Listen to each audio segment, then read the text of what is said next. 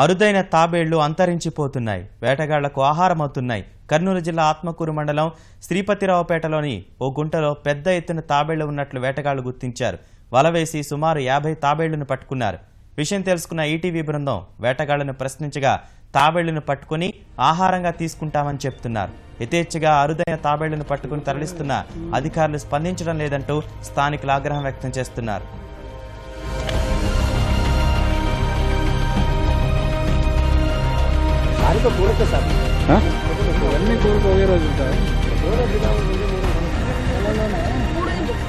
పూడు sir పూలు ఇది చేపలు